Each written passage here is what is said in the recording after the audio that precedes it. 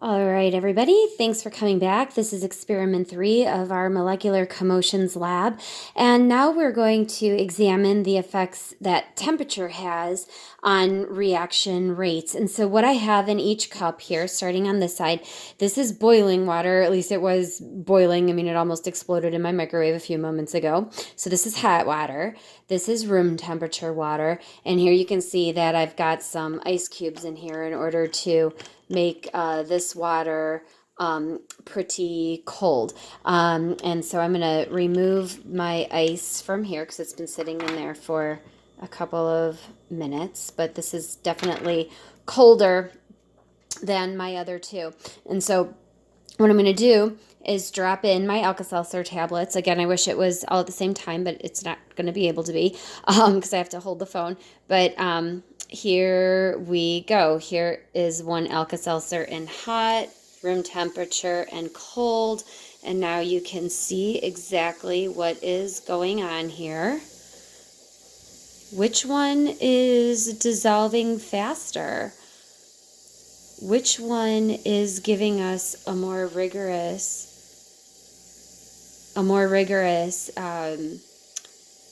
reaction? Which one is dissolving the fastest?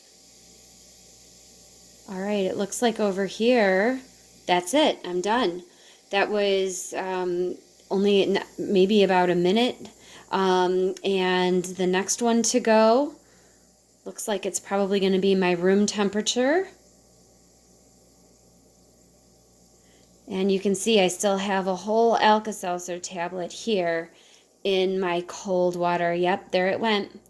No more Alka-Seltzer in the room temperature. And the one that is left is the Alka-Seltzer tablet that is dissolving in my cold water. Okay, so go ahead and move over to your lab handout for experiment 3. And it says watch Alka-Seltzer video 2, but I renamed that as experiment 3 video. So just follow the videos that I have in Canvas for you. So I'm going to scroll that up because I didn't have a chance to change that yet. But if you take a look at number 2, what factor are we testing in this experiment? That is, what is our variable? What did we change? Well, from one of the little stoneware cups to the next, I changed the temperature. And so that's what we are looking at the effect that temperature has on the reaction rate. And so next we have to fill out our data table below. And so what observations can we make about the Alka-Seltzer in the hot water, in the room temperature water, and in the cold water? Okay, so for the observations, the hot water dissolved the Alka-Seltzer the fastest. The room temperature had a middle rate of reaction, while the Alka-Seltzer in the cold water dissolved the slowest.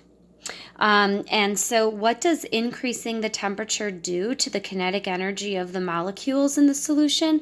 Well, by increasing the temperature, you're increasing the movement of the molecules in solution. And so for number 5, that means that the molecules are going to be zooming around much faster than they would be in the colder solutions. So you're increasing molecular motion by increasing the temperature, but you're also doing something else, which I'll talk about in a little bit when I go over the pictures. So number 6 says to draw a particle picture for each trial. So you're supposed to do that, and you can copy the ones that I do on my whiteboard. And then you are responsible for the explanation, for constructing an explanation of your diagrams in sentences. Okay, hi. Like I said, you are increasing molecular motion when you increase the temperature. And so these are my drawings for the 3 different cups in which we put the Alka-Seltzer. Now I drew these diagrams a little bit differently. I drew the Alka-Seltzer with pink dots, and notice that the pink dots are much closer together than the blue dots are. And this is because water is a liquid, and as you should remember from the very first video that you watched, Liquid molecules have a little bit more space between them, but they're not able to escape from the container. But our solids are going to be much closer together, and so I wanted to make sure that you saw that part of it.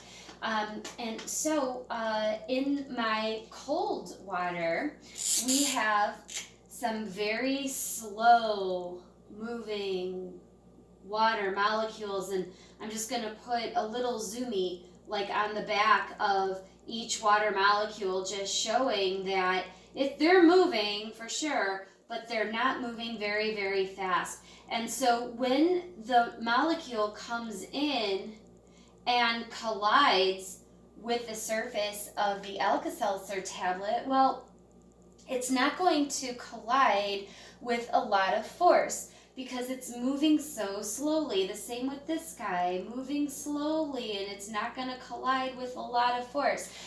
Many of you are taking driver's ed right now, and so think about it. If somebody is driving a car and hits a wall going 2 miles an hour, there might be a couple of scratches on the bumper, but probably not a lot of damage to the person or to the car or even to the wall.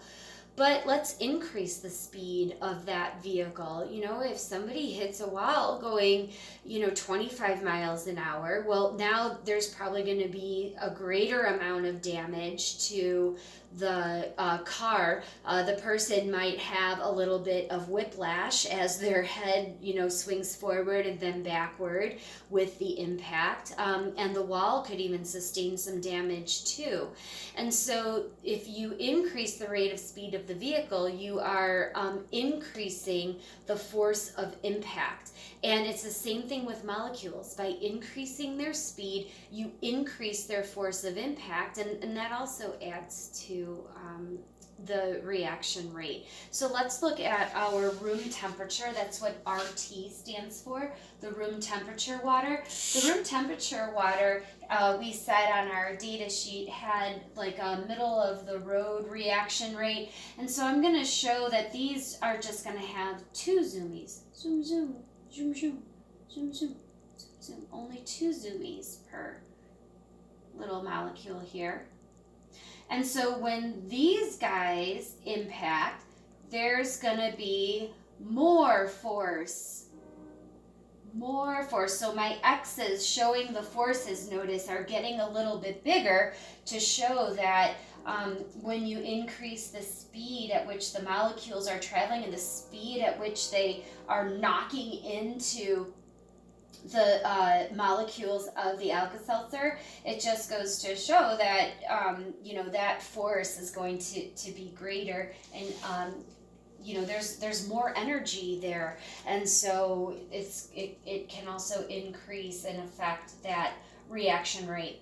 Now I'm sure that you can guess what's going to be happening in my container that had the hot water, right? My water molecules here are going to be moving at a very high rate of speed. So they get zoom, zoom, zoom, zoom, zoom, zoom. They get 3 zoomies on each one to show that they're moving really, really fast. And how do you think that's going to affect the impact with the force of impact that these molecules have on this Alka-Seltzer tablet? Well, when this guy comes in, it's going to have a big impact on that molecule. So it's going to have the largest X's of the 3.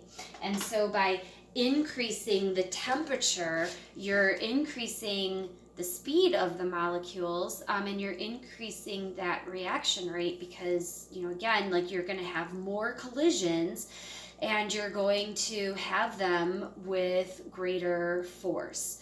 And so that's the other thing that I just want to make sure that I hit home. By increasing the temperature, you're increasing molecular motion, and you're increasing the likelihood that these molecules are going to blast into each other, and then they're also going to blast into each other with more force. So raising the temperature has like a twofold effect.